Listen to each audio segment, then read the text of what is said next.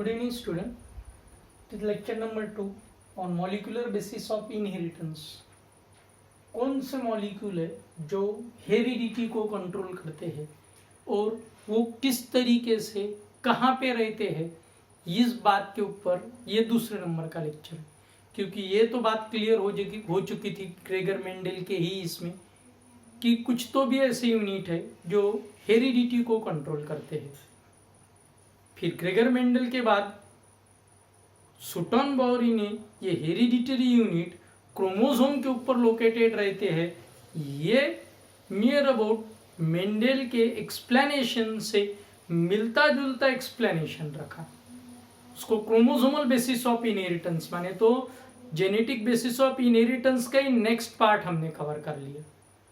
उसके बाद ये क्लियर हो गया कि कौन से वो यूनिट है, उसके पीछे साइंटिस्ट लगे थे।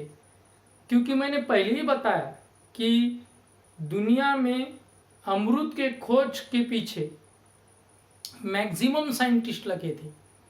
वो ढूंढ के निकालना चाहते थे कि कौन सा ऐसा केमिकल है जो पीने के बाद आदमी अमर हो जाए, या अगर उसका कुछ टूटा फूटा पार्ट है तो रिपेयर हो जाए। तो फिर इसके ऊपर बहुत सारे एक्सपेरिमेंट हुए।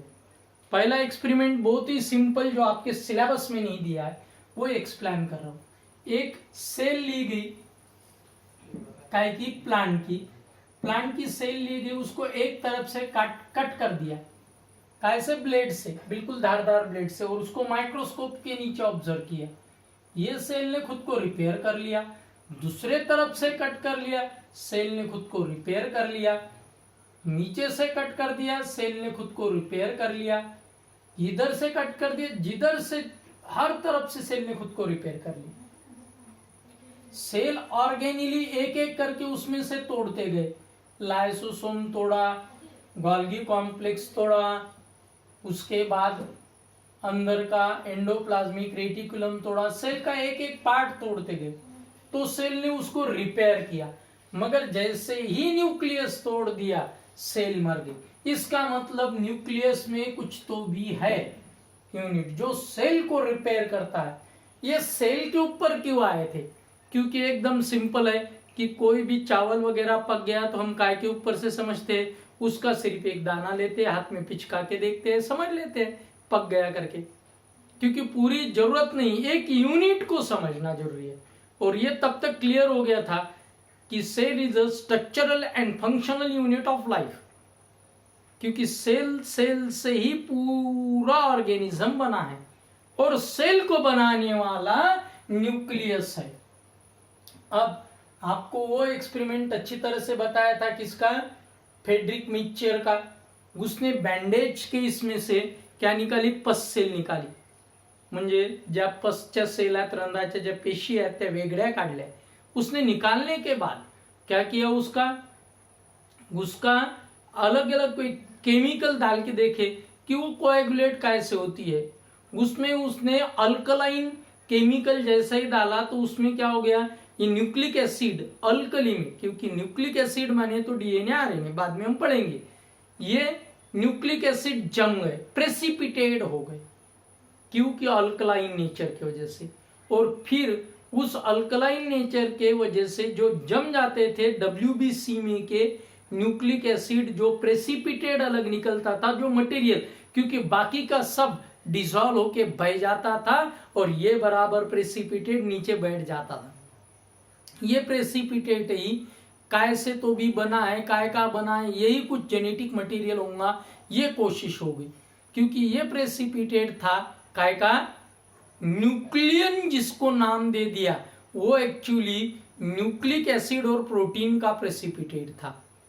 क्योंकि प्रोटीन अमीनो एसिड की वजह से, और न्यूक्लिक एसिड ये डीएनए और आरएनए राइबो न्यूक्लिक एसिड, ये खुद ही एसिडिक नेचर के, और अमीनो एसिड से प्रोटीन बना है। वो अल्कली से, क्योंकि एसिड अल्कली की रिएक्शन होकर कोएगुलेट हो जाता था, जम जाता था, पूर्ण घट्ट होऊन वेगळं होत होतं, त्याचं काय होत होतं, प्रेसिपिटेट तयार होऊन खाली बसत होतं। मग याच्यावरून आता निष्कर्ष निघाला की याच्यात आहे काय। मग सायंटिस्टचा एक वर्ग याच्यावर वर्क करत गेला, कोणचं की याच्यातून जे काही मटेरियल मिळालं, इसमें से जो कुछ मटेरियल मिल गया उसके ऊपर एनालिसिस करते गए। एनालिसिस करने के बाद उनके ध्यान में आया कि इनमें दो मेन कंपोनेंट मिल गए। एक था प्रोटीन, क्या था? एक प्रोटीन। और दूसरा था न्यूक्लिक एसिड, क्या था? एक प्रोटीन और दूसरा क्या था? Nucleic acid. ठीक है। अब क्वेश्चन ये था कि जेनेटिक मटेरियल माने तो सेल को रिपेयर करने वाला, सेल को पूरी जिंदगी देने वाला इस न्यूक्लियस में दो मटेरियल है, ये तो क्लियर हो गया था। पहले न्यूक्लियस सेल को कंट्रोल करता है, ये क्लियर हो गया। फिर ये क्लियर हो गया कि न्यूक्लियस में दो मटेरियल है, एक है कौन सा? न्यूक्लिक एसिड और दूसरा है प्रोटीन। अब क्वेश्चन ये था कि इसमें से कौन सा जेनेटिक मटेरियल है, इसमें से कौन सा जेनेटिक मटेरियल है। फिर मैक्सिमम साइंटिस्ट का कंक्लूजन, मैक्सिमम साइंटिस्ट का कंक्लूजन काय के ऊपर गया?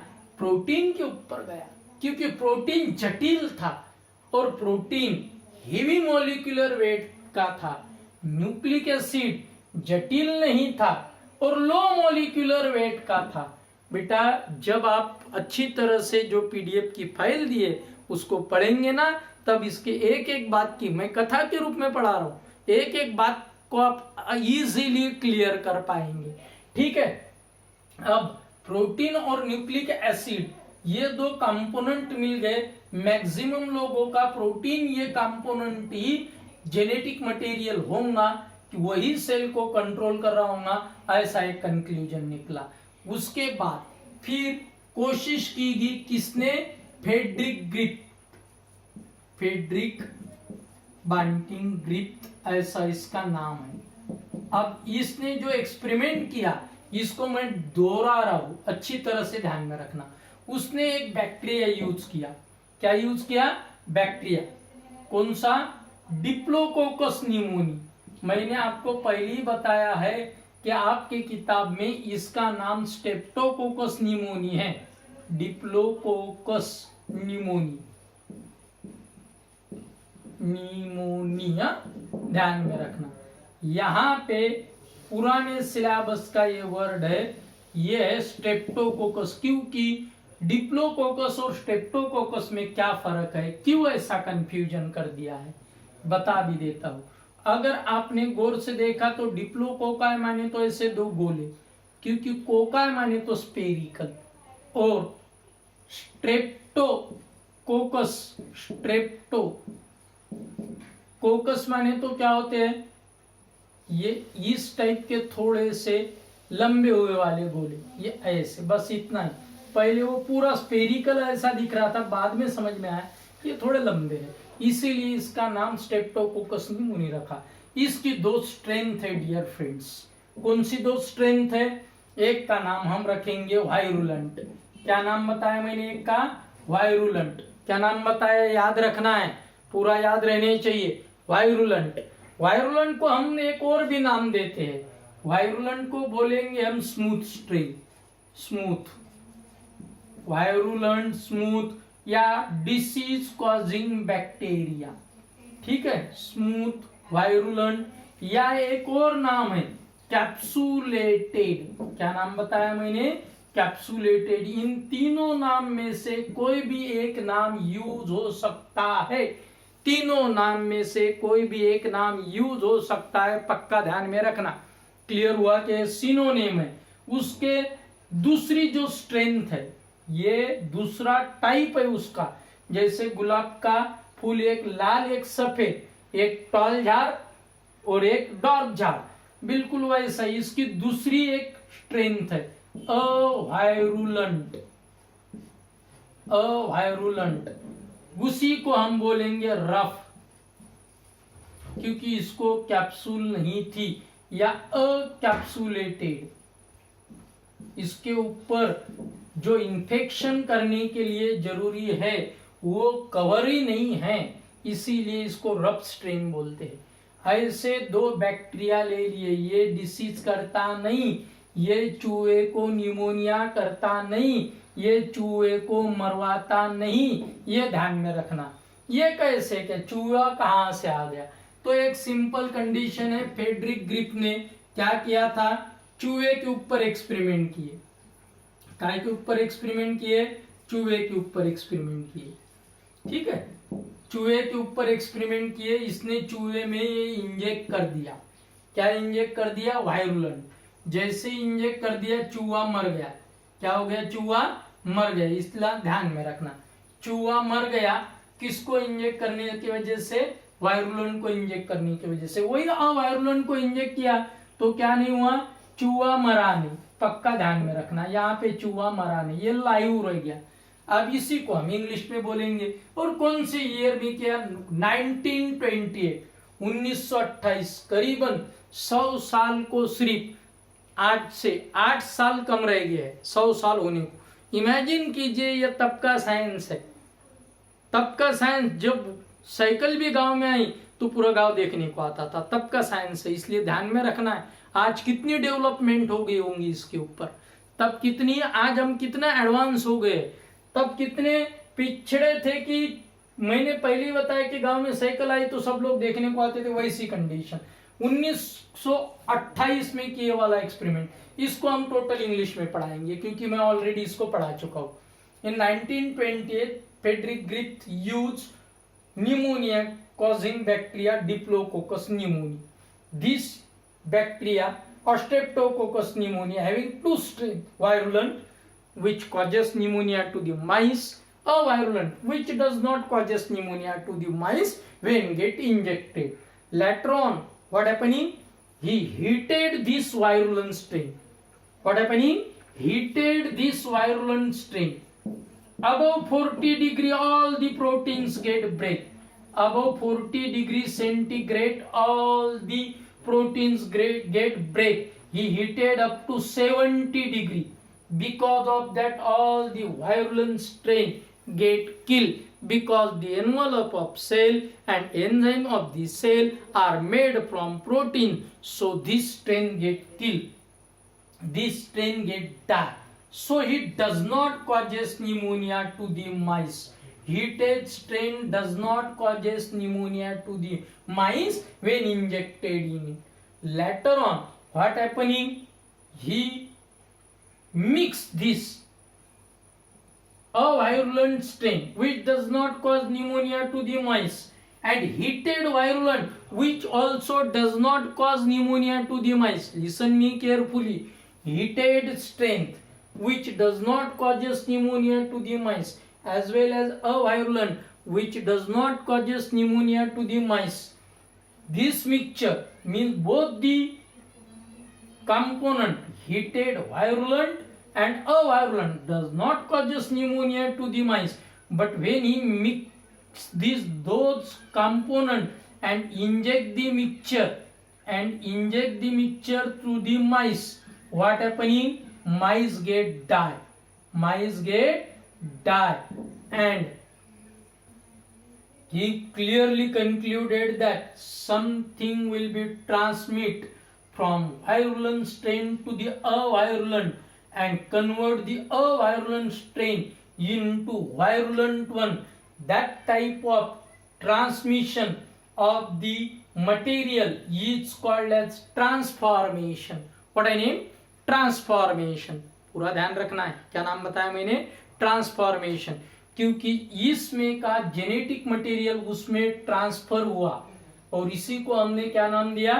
ट्रांसफॉर्मेशन। ध्यान में रखना, ट्रांसफॉर्मेशन का एक्सपेरिमेंट फ्रेडरिक ग्रिथ ने किया था 1928 में।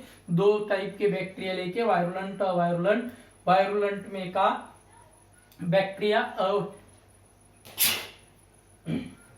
अवायरुलेंट में जा रहा है और वो क्या करता है?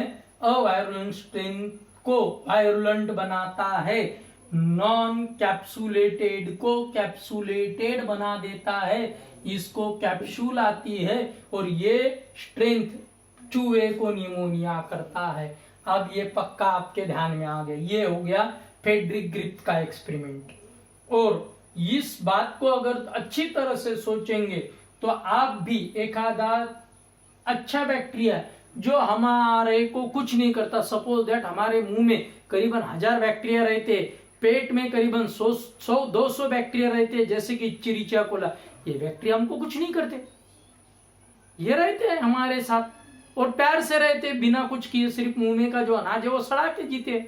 इमेजिन कीजिए, वो अगर अच्छा बैक्टीरिया है, अगर वैसे उस बैक्टीरिया में जो हमारे मुंह में रहने वाला है, उस अच्छे बैक्टीरिया में ऐसे बदमाश बैक्टीरिया जो हमको निमोनिया करते हैं या हमारे मुंह में छाले लाते हैं, वो बैक्टीरिया डाल दिए जाए गरम करके। ऐसे ही इमेजिन कीजिए, 1928 का एक्सपेरिमेंट है, गरम करके अगर उसमें डाल दिए जाए तो जो अच्छे बैक्टीरिया है वो बदमाश बनेंगे। और इसी के ऊपर आज जो कोविड-19 का प्रकोप है वो इसी के ऊपर है, क्योंकि वो नेचुरल है, मालूम गिर गया। मगर ये पक्का ध्यान में रखना, नेचुरल को मॉडिफाइड करते आता है। 1928 में किया था मॉडिफाइड फ्रेडरिक ग्रिप ने। आज कितना एडवांस हो गया होगा, क्योंकि आज वायरस के लेवल पे चले गया है आदमी, तब बैक्टीरिया के लेवल पे था सिर्फ। पक्का ध्यान में रखना कि न्यूक्लियस और जो न्यूट्रिएंट मीडियम के ऊपर बैक्टीरिया जीता है, वायरस न्यूट्रिएंट मीडियम के ऊपर नहीं, डायरेक्ट आदमी के ऊपर जीता है। इसीलिए अच्छी तरह से ध्यान में रखना कि यही बात यूज की, सिर्फ उसमें जेनेटिक मटेरियल डाल दिया तो जेनेटिक मटेरियल एडजस्ट हो जाता है और इसका जेनेटिक मेकअप चेंज हो जाता है। ये कभी निमोनिया नहीं करने वाला, निमोनिया करने वाला बनता है। बेटा इस बात को गौर से सोचिए, ये बायोलॉजिकल वेपन बनाने में भी काम आता है। आज मैक्सिमम हमारे सभी वर्ल्ड के देश इसी बात को क्या कर रहे हैं, फेस कर रहे हैं, बायोलॉजिकल वेपन को। बायोलॉजी की इंपॉर्टेंस समझो और इसके तरफ पूरा ध्यान दो। कम से कम बचने के तरीके तो भी हम ढूंढ पाए, नहीं तो हमारा अस्तित्व खतरे में आ जाएगा। ठीक है, अब आगे की कंडीशन बता देते हैं। ये अवायरुलेंट बन गया, वायरुलेंट, इसका नाम दे दिया ट्रांसफॉर्मेशन। इसके बाद इसको और इम्प्रूव किया गया, इसको और इम्प्रूव किया। किसने इम्प्रूव किया, इसके नाम बता देते हैं, ध्यान में रखना। इसको इम्प्रूव किया मैककार्टी, मैकलोडी और ओसवाल्ड एवरी। ओसवाल्ड एवरी, ये तीन साइंटिस्ट ने क्या किया मालूम है क्या? अमेरिका के साइंटिस्ट है, तीनों ने 3 एंजाइम ढूंढ के निकाले। ध्यान में रखना, किसने कौन सा, इसके बारे में डिटेल हमारे किताब ने नहीं दिया। कौन से एंजाइम? एक आरएनएज, ध्यान में रखना है, आरएनएज, क्या नाम रखा? आरएनएज। दूसरा है डीएनएज, आरएनएज आरएनए को तोड़ने वाला, डीएनएज डीएनए को तोड़ने वाला, और तीसरा है प्रोटीएजेस। प्रोटीएजेस ये प्रोटीन को तोड़ने वाला। 3 एंजाइम मैंने बताए, डीएनए को तोड़ने वाला डीएनएज, आरएनए को तोड़ने वाला आरएनएज, और प्रोटीन को तोड़ने वाला प्रोटीएजेस। ये तीनों एंजाइम एक एक करके ये जो हीटेड स्ट्रेंथ है, ये जो हीटेड स्ट्रेंथ है, इसमें से निकले वाले एक्सट्रैक्ट के ऊपर डाला। पहला डाला आरएनएज और ये चूहे में इंजेक्ट कर दिया, मिक्स करके आरएनएज डाला, चूहे में इंजेक्ट कर दिया। चूहा मरा नहीं, क्योंकि आरएनएज से आरएनए टूटे, सिर्फ क्या नहीं टूटे? डीएनए नहीं टूटे। फिर डाला दूसरे नंबर पे डीएनए सॉरी प्रोटीएजेस डाल दिया। प्रोटीएजेस डालने के बावजूद भी क्या नहीं हुआ? चूहा मर ही गया, चूहा मर गया, क्योंकि एक एक करके डालते गए हो, चूहा मर गया। मगर जैसे ही डीएनए डाला, जिसने डीएनए को तोड़ दिया, जिसने डीएनए को तोड़ दिया, चूहा मरा नहीं, जिंदा रह गया। ये कंसेप्ट एकदम क्लियर हो गया कि चूहे को मरवाने वाला ये डीएनए ही है, जो ट्रांसफॉर्म होता है किससे? अवायरुलेंट को वायरुलेंट में कन्वर्ट करता है। वायरुलेंट से आता है डीएनए, वायरुलेंट से डीएनए आता है। मगर तब के साइंटिस्ट तुम क्या क्या मिक्सचर डाल रहे, कैसा कैसा डाल रहे, थोड़ा कंफ्यूजन कर रहे, इसीलिए इसके तरफ चाहिए उतना क्या नहीं होगे, सेटिस्फाइड नहीं होगे। क्या नहीं होगे? सेटिस्फाइड नहीं होगे। इसके बाद फिर और एक आगे का एक्सपेरिमेंट किया गया। कौन सा? अब नया एक्सपेरिमेंट है, चूहे का नहीं, अब उन्होंने एक वायरस का एक्सपेरिमेंट किया। वायरस आपको मालूम है, मैंने पिछले बात भी बताया था, बैक्टीरियोफैग नाम का वायरस। कौन सा वायरस? बैक्टीरियोफैग। ये बैक्टीरियोफैग किस तरीके से रहता है, ये बात ध्यान में रखना है आपको। बैक्टीरियोफैग ये एक ऐसा वायरस है, नाम बैक्टीरियोफैग, और ये बैक्टीरिया के ऊपर जिंदा रहने वाला, बैक्टीरिया को खाने वाला वायरस है। लाइटिक साइकिल पढ़ाया था, ध्यान में रखना। हार्शी और मार्था चेस, हार्शी और चेस नाम के साइंटिस्ट ने दो आइसोटोप यूज किए। एक सल्फर का आइसोटोप, काय का आइसोटोप? सल्फर का। और एक काय का? एक है नाइट्रोजन का आइसोटोप, फास्फोरस का दे लेंगे हम। फास्फोरस का आइसोटोप, एक सल्फर का और एक फास्फोरस का, आगे नाइट्रोजन का भी एक आएगा, ठीक है। क्योंकि सल्फर ये कंपोनेंट किसका है? प्रोटीन का। सल्फर किसका कंपोनेंट है? प्रोटीन का। और फास्फोरस किसका कंपोनेंट है? ये फास्फोरस कंपोनेंट है किसका? ये है न्यूक्लिक एसिड का। क्योंकि आपने 9th में पढ़ा है डीएनए कैसे बना है, शुगर, फॉस्फेट, शुगर, ये ऐसा नाम तुमने सुना होगा। फॉस्फेट उसमें है और सल्फर काय में रहता है? प्रोटीन में। और आपने अगर बैक्टीरियोफैग नाम का वायरस के बारे में पढ़ा होगा, जो बैक्टीरिया को खा के, इच्चीरिचिया कोलाई को खा के जीता है। ये बैक्टीरियोफैग क्या करता है? अपना जेनेटिक मटेरियल जिसके घर में भाड़े से जाता है, उसके ही घर को कब्जा करके उसको तोड़ के बाहर निकालता है। ये मैंने पढ़ाया था, अगर याद होगा तो। ये यहाँ पे पढ़ेंगे। ये जेनेटिक मटेरियल अंदर इंसर्ट करता है तो इसका कोड बाहर ही रह जाता है। ये कोड जो बना है ये प्रोटीन से बना है, ये प्रोटीन से बना है और प्रोटीन को लगता है सल्फर। तो फिर आइसोटोपिक सल्फर ये बाहर ही रह गया उसके आगे के जनरेशन में, क्योंकि इस बैक्टीरियोफैग की आगे की जनरेशन माने तो ये डीएनए जाएगा अंदर, बैक्टीरिया के डीएनए का कब्जा लेगा और बहुत सारे छोटे छोटे बैक्टीरियोफैग अंदर बना देगा। इसके अंदर छोटे छोटे बहुत सारे जीव, छोटे छोटे बहुत सारे जीव इसमें बना देगा, ऐसा बहुत सारे, और इस सेल को तोड़ के बाहर निकलेगा। अब अगर इसका कवच इसके अंदर जाता था या इस प्रोटीन के जरिए अगर जेनेटिक मटेरियल ट्रांसफॉर्म होता था तो फिर क्या होता था? इसके आगे के जनरेशन में माने तो आने वाले बैक्टीरियोफैग के जनरेशन में क्या मिलता था अपने को? आइसोटोप वाला सल्फर मिलता था। वो मिला ही नहीं। फिर एक दूसरा ही वैसा एक प्लेट के ऊपर ये एक्सपेरिमेंट किया, दूसरे प्लेट के ऊपर फास्फोरस का एक्सपेरिमेंट किया। उसमें फास्फोरस काय में रहेगा? डीएनए में। डीएनए अंदर गया और अंदर जाने के बाद इसने जब बहुत सारे बैक्टीरियोफैग बनाए, आगे के जनरेशन में आइसोटोपिक फास्फोरस मिला। ये बात एकदम क्लियर हो गई कि जेनेटिक मटेरियल डीएनए, क्योंकि आगे के जनरेशन में डीएनए ही जा रहा है, क्योंकि इस वायरस से आगे के जनरेशन में गया। ये क्लियर हुआ। ये किसने प्रूव किया था? हार्शी और चेस ने। डीएनए रहता है, ये क्लियर, मैककॉर्टी, मैकलोडी और एवरी ने बताया था, मगर तभी के साइंटिस्ट को एक्सप्लेन नहीं कर पाए। ठीक है, अब पक्का ध्यान में रखना हार्शी चेस का एक्सपेरिमेंट, जिन्होंने क्या किया था? सल्फर और फास्फोरस आइसोटोप को यूज किया था, मगर इसके एक्सपेरिमेंट का नाम ट्रांसडक्शन है। क्या है?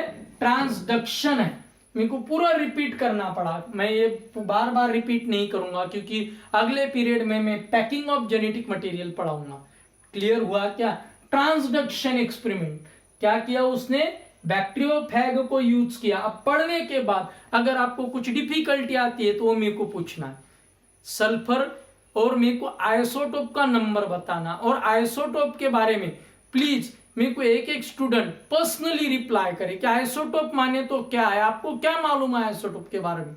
क्योंकि आप ये पार्ट फिजिक्स का है, मेरा है नहीं, मगर आपको मालूम है तो ही मैं समझा सकता हूं, नहीं तो फिर ये आधा अधूरा रहेगा, आपको समझेंगा नहीं। और ट्रांसडक्शन और ट्रांसफॉर्मेशन में क्या है? ट्रांसफॉर्मेशन में पूरा ट्रांसफर होता है जेनेटिक मटेरियल। ट्रांसडक्शन में एक्चुअली अपना जेनेटिक मटेरियल बैक्टीरिया को देता है और बैक्टीरिया की मदद से अपने क्या करते हैं, वायरस के पार्टिकल्स बना देता है। ट्रांसडक्शन में जेनेटिक मटेरियल ट्रांसफर बैक्टीरिया को होता है और बैक्टीरिया फिर उससे क्या बना देता है, वायरस के पार्टिकल बना देता है। ये पक्का ध्यान में रखना। आज भी हमारे से शरीर में इसी टाइप का वायरस जो कोविड-19 बोलते हैं वो इसी टाइप का जाता है, हमारे शरीर के सेल के ऊपर मल्टीप्लाई होता है, हजारों के तादाद में सेल में घुसने के बाद उस सेल को तोड़ के निकलते हैं। और खास करके ये हमारी गले की सेल वगैरह जो सबसे पहले इन्फेक्टेड होती है उस सेल में वो जाते हैं और ये मल्टीप्लाई होते हैं। ध्यान में रखना, वो भी वायरस है। क्लियर हुआ क्या? आज के लिए इतना काफी।